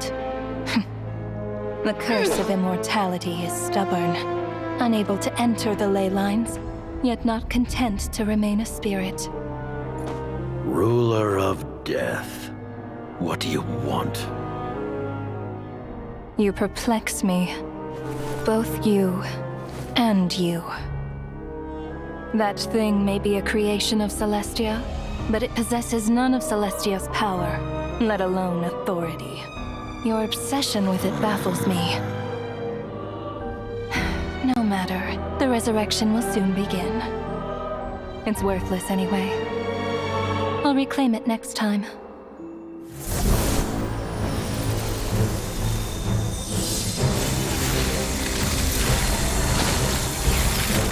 Hey, who says there'll be a next time?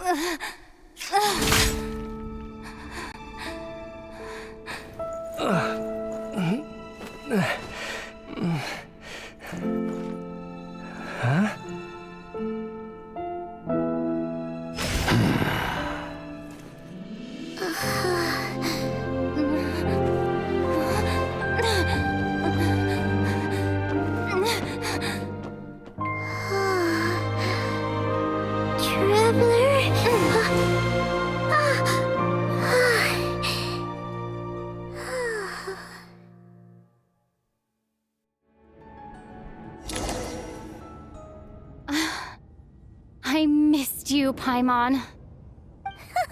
What are you talking about? We haven't even been apart for that long, have we? It was... different this time. You seem to be in pretty good shape. Yeah, Paimon's back in tip-top condition. It's the weirdest thing. Paimon fell asleep earlier, and when she woke up, she found herself here. The jester and that guy talking to him used some kind of energy on Paimon, and she could kind of feel it canceling out that other thing that was making her feel unwell. So, Mitya helped too? Apologies for leaving in such a hurry at the theater earlier. I was in a rush to verify some theories. Rest assured that your companion is perfectly safe. We reversed the effects that the experimental energy had on her. The jester specifically instructed me to do so. I suppose this is our first official meeting, Traveler. I could not let Paimon suffer in her condition for a moment longer, and so I simply took her without explanation. I hope you do not mind. But why would a big shot like you care about what happens to Paimon? As I said when you first arrived in Snezhnaya, we once spent some time together in the distant past. Oh yeah, you did mention that. And Paimon did think you seemed strangely familiar the first time we met. I'm afraid the reminiscing will have to wait. Mitya, let us continue with the report. What conclusions, if any, did you reach from conducting the final experiment of our energy research ahead of schedule? The good news is, my hypothesis regarding the Ruler of Death has been verified. As for the bad news, I recommend we suspend the experiments and Project Mistelton until further notice. Currently, we have no means with which to make a breakthrough. I say this purely as a scientist, guided by reason alone. I will trust your judgment. We shall put the project on hold until the Ruler of Death has been eliminated. Wait, what are you guys talking about? You want to get rid of Ronova? Like, how? By killing her? By whatever means necessary, so long as it removes the threat she poses to us. Until then, everything we do will be in vain. After what just happened, I've ascertained Ronova's goal, or rather, the trigger condition for the Curse of Death. Okay, let's hear it. What she's doing is blocking Snezhnaya's technological progress, preventing us from possessing any means with which to threaten the heavenly principles. Just like the little lapdog she is. So, any ideas, research, or experiments that lead to technological progress can trigger the curse. Just now, for instance, I was set to launch a final phase energy experiment ahead of schedule. If the experiment was successful, we could have achieved a crucial breakthrough. As expected, though, the moment the experiment began, all the researchers, technicians, and witnesses died from the curse. All that effort, not to mention the energy and materials we relied on Project Snezhnaya to gather for us, went to waste. In the end, nothing was gained. Does that mean something similar happened when we were at the theater? That's right. During the performance, I thought of an important breakthrough regarding the experiment, and wound up dragging everyone into this. So the nature of the curse seems to be something like, when moments of technological progress occur, all life in the vicinity is taken away. What a violent method. Of course, that meant the curse was normally limited to the Armory Palace. Since outsiders are forbidden from entering, this mass death phenomenon went unnoticed, until Odette came along. I believe she was the first witness. The Curse of Death was triggered just before she infiltrated the Armory Palace that day. But you mentioned something about a final stage experiment. Doesn't that mean you've actually made some progress? That's right. Even with the gods locking certain key components out of reach, humanity can still advance technology in incremental steps accumulated over time. But, as I'm sure Ronova anticipated, even incremental progress has its limits, a point where the truth you're seeking must be put to the test in an experiment. You mean the experiment you were just about to do? Yes, we were at a critical juncture, a moment where the quantitative was about to translate into fundamental qualitative change. With this single experiment, we could have brought everything we've worked for to fruition. But now, after already being forced to fumble around in the dark all this time, it feels like we've truly hit an impenetrable wall. As long as Ronova's curse of death persists, we won't be able to advance the experiment or obtain any results. And with Project Snezhnaya having been in effect all this time, at our nation's current strength, repeated trial and error is simply unsustainable. Only by eliminating Ronova first will it be possible to continue advancing our plans. But she's the ruler of death! She can just kill whoever she wants, right? That's gotta be the scariest power ever! Is it even possible to beat her? We'll see. But one thing's for sure. She definitely can't just do whatever she wants. The best proof of that is me, standing here, very much alive. You're saying... Wouldn't it be easier to just kill all of us researchers for good? Why resurrect us over and over again? Why let us advance our technology to this point? So, you're saying even the ruler of death has limitations we don't know about? Exactly. And I think that's where the key to our breakthrough lies. Regardless, the ruler of death has always been an obstacle we must overcome. Indeed, we must face life, death, time, and space. After all, our goal is the heavenly principles. The Fatui want to challenge the heavenly principles?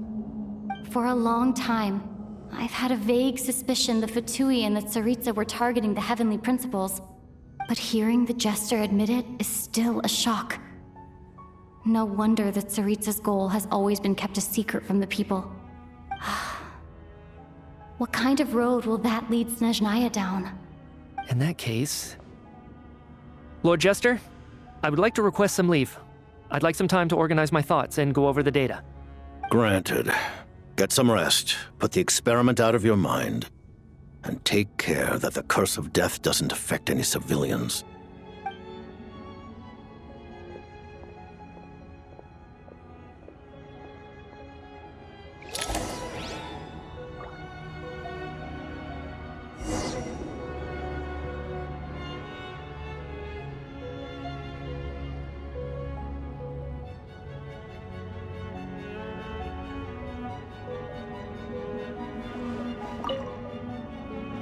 While there is yet time, allow me to offer you my hospitality, honored guest of Snezhnaya. Is there anything you wish to know? I remember hearing the term Mistleton from Columbina. Yeah! Paimon wanted to ask about that when the name came up just now. What is it? Paimon's heard of Project Snezhnaya, but not this one. As you know, Project Snezhnaya is a series of measures enacted to consolidate our nation's resources, the greater purpose of which is to serve Project Mistleton. Many of the things you have encountered thus far are essentially for the advancement of that project. This includes the Kuvaki Experimental Design Bureau in Notri. Researching Kuvaki was merely a facade. Its core objective was to use local resources and research findings to build Mistleton itself. And that's a weapon built for the final battle against the Heavenly Principles, isn't it? Huh? How did you know that? I was given some intel, and I made some deductions. Wait. You must mean that thing over there. Oh, Paimon's gotta take a closer look at this thing. Especially after you guys sent so many people to Notri to work on it. Kuvaki alone will not break through Celestia's defenses, let alone challenge the Heavenly Principles. The Heavenly Principles are no doubt accustomed to combating the power of the Light Realm, and elemental energy is simply the power of the human realm, converted to that form by the Heavenly Principles themselves. Any attempt to use this power against its creator would be a futile endeavor. For now, therefore, we have set our sights on the form of energy associated with the Third Descender and the Stellar Linchpins. This may hold the potential to allow Mistleton to contend with the Heavenly Principles. You could say that by reverse engineering the stellar linchpins to extract the energy within, we have obtained a source of anti-Celestia energy. The Kulagi Experimental Design Bureau, Project Stuja, and the new energy experiments. Huh. So, Project Mistleton is what ties it all together. And it looks like your plan is almost complete. No wonder the Ruler of Death came after you.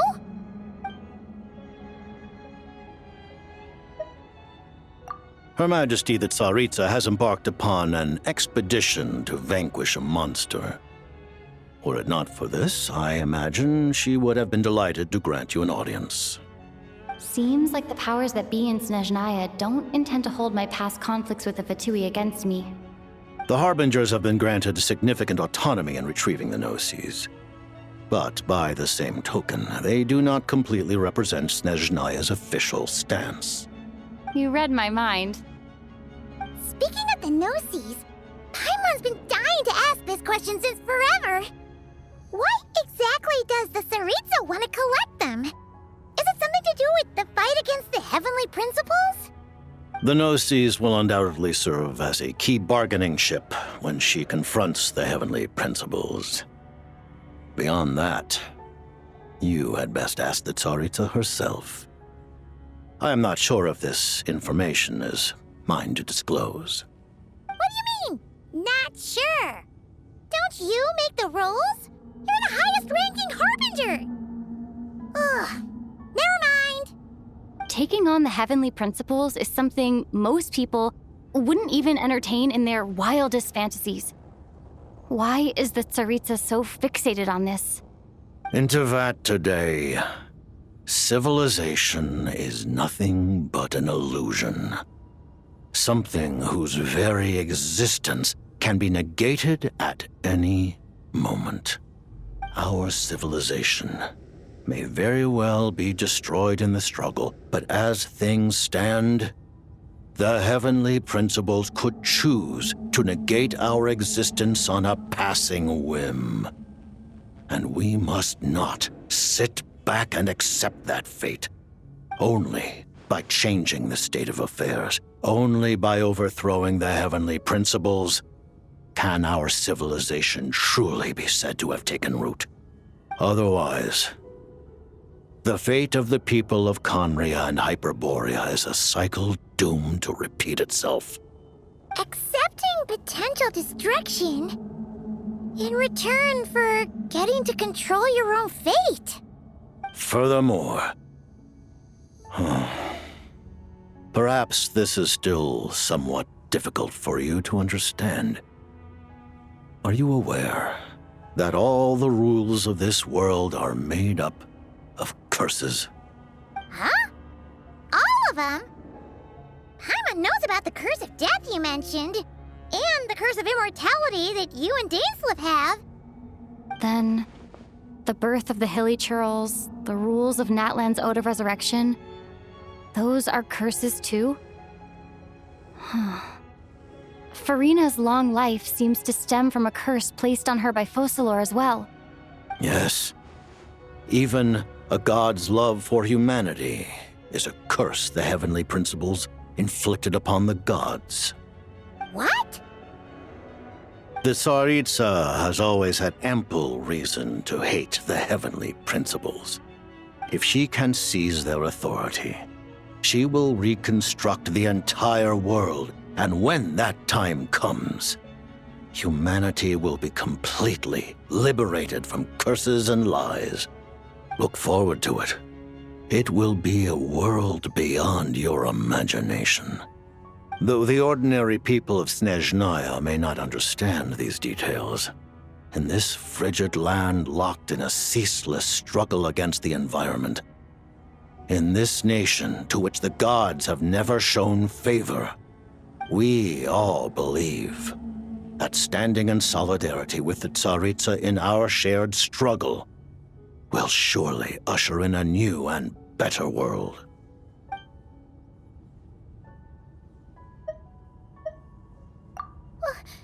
Paimon really doesn't remember. He's basically a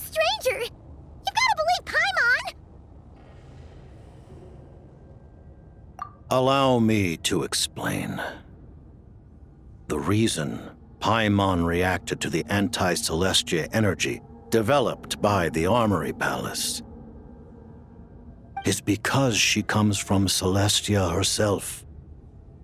More specifically, she is one of its creations. Paimon? A creation of Celestia? Oh, right. I was blinded by anger earlier, but thinking back on it, Ronova also said that Paimon is a creation of Celestia, but she lacks Celestia's power or authority. As you know, the lunar fragments in Nodcry were pulled down from the sky using Fatui technology. But the first application of this technology was in Conria over 500 years ago. I used this technology upon the heavens, and the response I received was none other than Paimon descending from Celestia. I presented her to the Vinster King, but he took no interest in this gift, nor did it satisfy him. Paimon then took up temporary residence in my palace until, of course, the arrival of the Cataclysm. Wait, Paimon's a little confused. You're talking about things that happened in Conria 500 years ago. You're saying Paimon was there for that? But Paimon doesn't remember any of that. Falling from the sky? Being given away as a gift? None of it! Having lived through the Cataclysm, perhaps you too were burdened with some manner of curse. Although, losing your memories would indeed be the smallest price I've ever seen paid. But it's not just her memories from Conria. Paimon doesn't even know how she spent the last 500 years. She only has memories from the past few years. No matter how hard she tries to remember. What was Paimon like back in Conria? Did she know a whole lot because she came from Celestia? Was she super smart? Unfortunately, when you arrived in Conria, your consciousness was like that of a newborn infant. None could say what kind of being you once were in Celestia. During the time you lived in Conria, your personality was no different from how it is now. Aw, man! Paimon's plan to get her memories back and become super smart is ruined before it could even start. You know, even though Paimon lost her memories, she still feels weirdly close to you for some reason. That must mean you took pretty good care of Paimon back then, huh? On the contrary, I completely ignored your existence. I was entirely focused on my struggle against Troptatir the Wise. But now, as I see it, it is as if you are the only sane thing that survived that era of insanity, and thus are worthy of protection. Noted. Man, Paimon's gotta stop projecting friendship on everyone she meets. But, Traveler? Even though you know Paimon's some creation of Celestia now, you still want her, right? You're not going to abandon her? Oh, phew! That's a relief. Paimon's just learning about this, too. She's barely even processed it.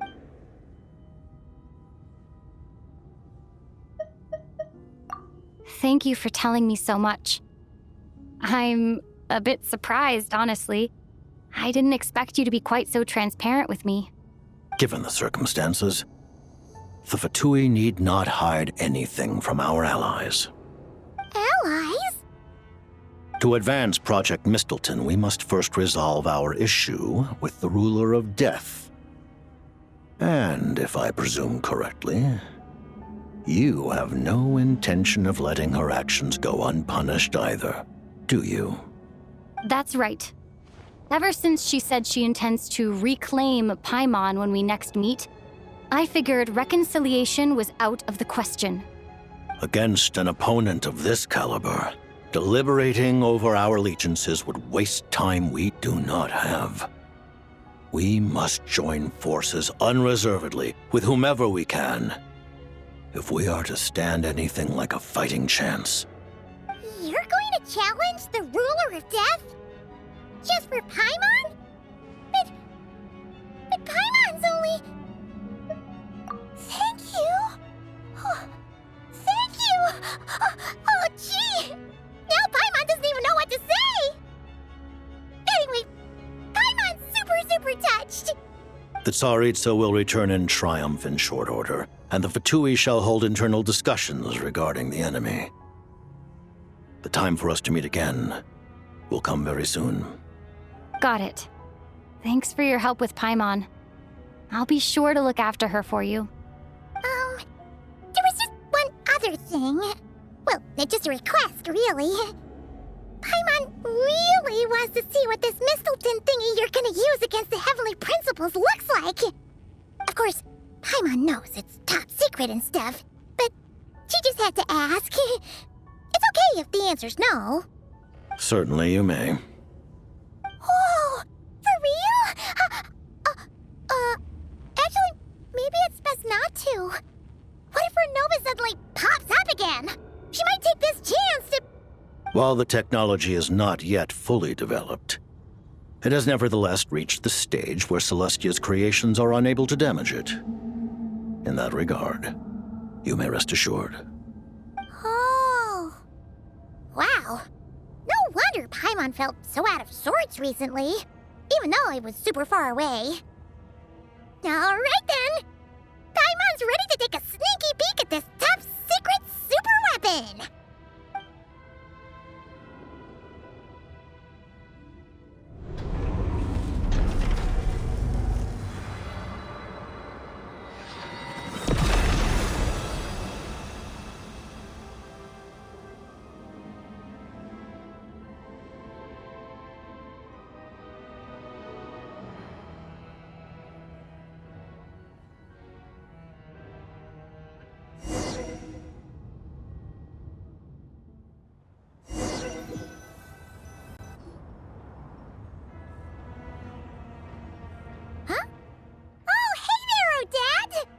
Paimon?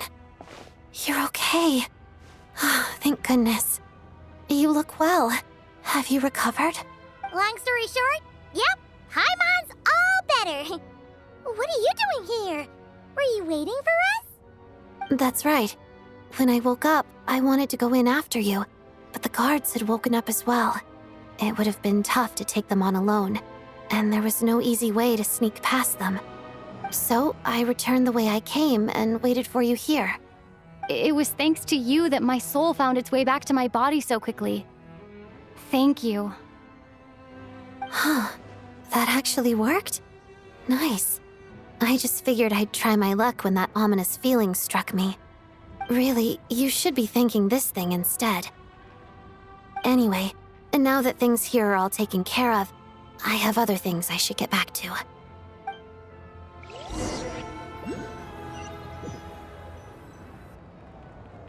Ah, Director Chuganov, you're back.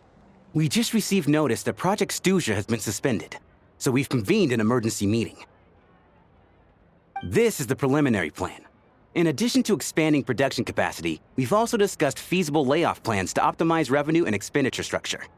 Our calculations indicate that the factory's profits will increase by at least 30%. Just give the word, Director. That won't be necessary. Leave the energy for those who need it. Whether they use it just to get by or to run a business, that's up to them. Start preparing to halt production and lay off the staff. Make sure the workers are able to land on their feet and that they are duly compensated. Thank you all for your hard work during this time.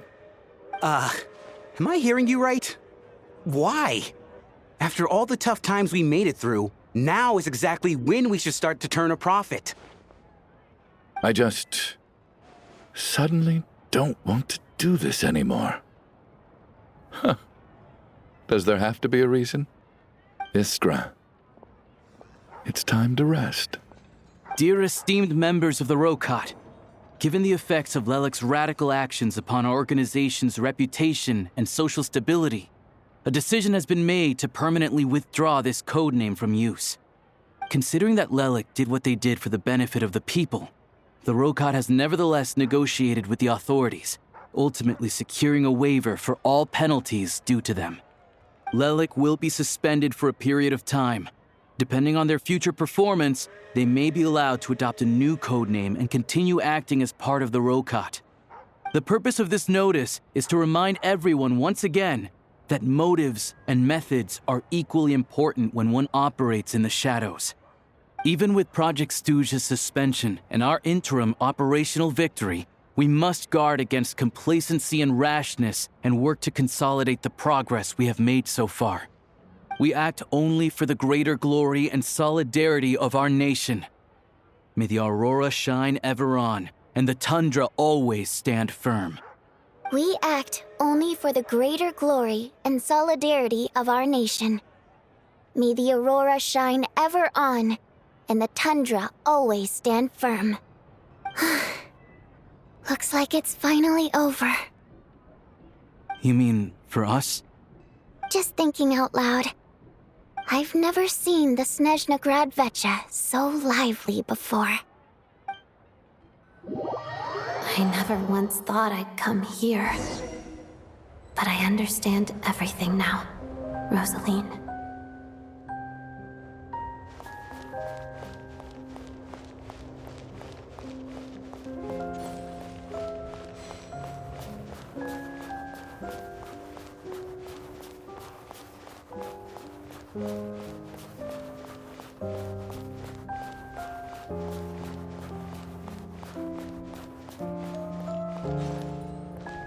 I've seen Spirit Seeker performed many times, including by your mother. Why do you bring that up all of a sudden? Even though the choreography is always identical, every dancer finds a way to make it her own.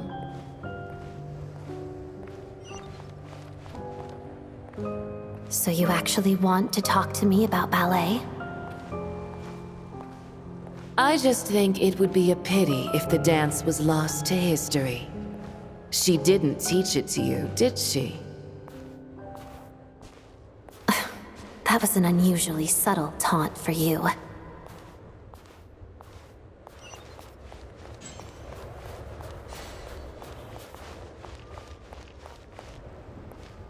We embraced one another on the snow-swept plains, melting the ruthlessness of time. But when our bodies, in pieces, are cast to the winds, what of our love will remain behind?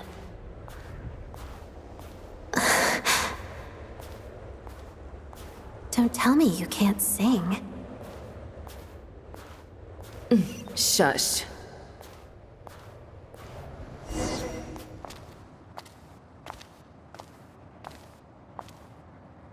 I understand her hatred. The Fatui robbed her of the life she should have had. I never opposed her dancing. Yet still I became an enemy of her ballet. I'll just keep my distance. Many despise me. I'm used to it. You're certainly not one to shy away from confrontation. But children, they need a different approach. I'm hardly the most maternal figure. Yet she is a child. In my experience, while a father commands authority, he must still yield to love. You should tell her what you think about her dancing.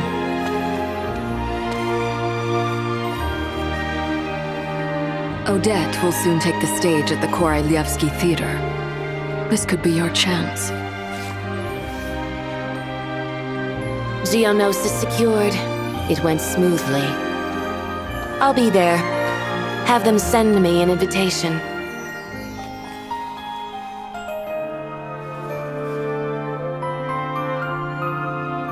Sadly, things didn't work out.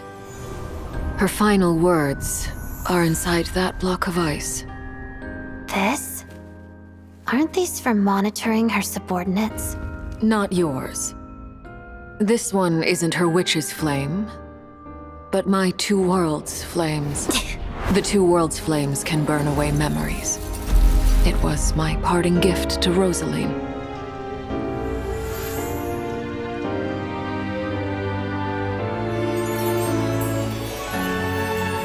If all goes to plan, she and I will both live to see that Tsaritsa succeed. I believe she'll find peace. But if anything happens to me, she needn't follow in my footsteps. The cryo energy will fade away in time. Then the two worlds' flames will burn away all memories of the Fatui. She'll be free to dance. She deserves this. I will handle the aftermath. The choice is yours, child.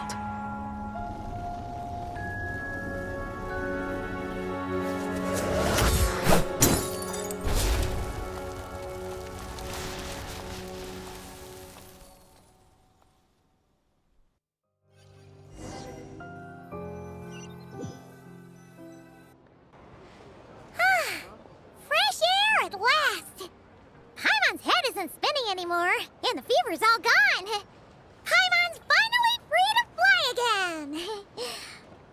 Oh, it's nice to finally know where Paimon came from, too. It did make Paimon a little nervous at first, but it's such a relief now. Like, who cares if Paimon's a creation of Celestia? She's probably not anyone that important. Probably just the fairy of food and fun or something. And like you said, this doesn't have to change anything between us. You're not gonna just... Hey, hurry up! Why are you walking so slowly? You've spent the last few days lying in bed and stuffing your face. I didn't think you'd be able to fly this fast. Says who? Paimon's as agile as ever. They don't call her White Floaty for nothing. Paimon originally wanted to check out the bookstores in Snezhnaya, but she's more in the mood for flying around right now, so let's save that for later. Wait, they've got light novels from Yai Publishing House here too. Huh? And this is Paimon's favorite mystery story from Fontaine! Wow! It got a sequel! The local Snezhnaya books look pretty interesting too, but also kinda heavy. Not the easiest things to lug around. I thought you were in the mood for flying around. Paimon can read while she flies. Hey! Look at these two dolls! Which do you like better? Alright! Boss, we'll take both. Paimon will have the other one. Oh, I thought we were only getting one. All right, fine, I'll pay.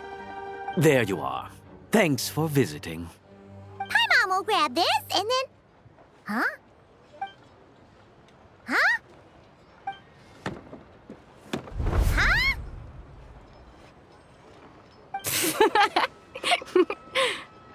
How many layers does this thing have? And what are you laughing at?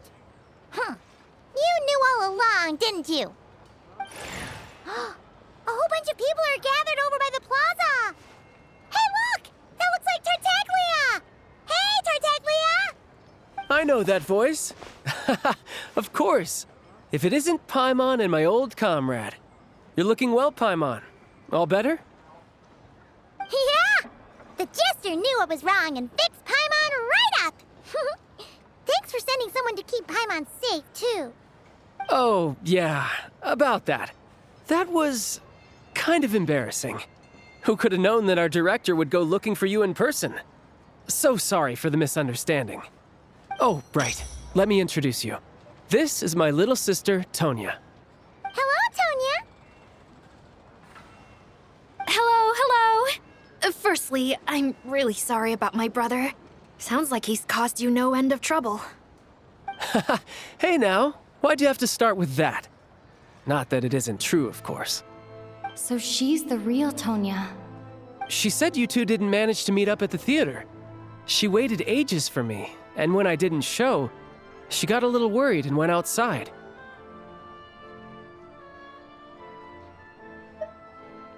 I know, right? He didn't bother to say a word to me. I searched up and down the city for him, and he only told me about it when I finally caught him at the gates of Glupov. I've been rushed off my feet lately, so I didn't get the chance to go home. I just figured the Traveler would fill you in when she got there.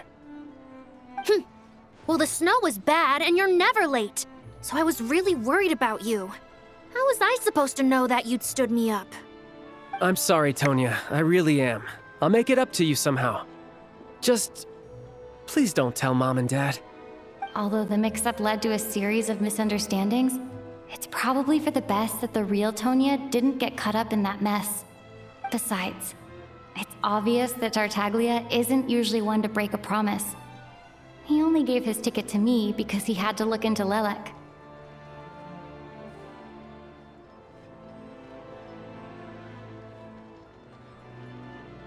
No, it's fine. It just meant I didn't get to see the show in the end. By the way, what did you think? You were one of the first people to see it, you know? I would say... the best is yet to come. Huh? What kind of review is that? Hey, look!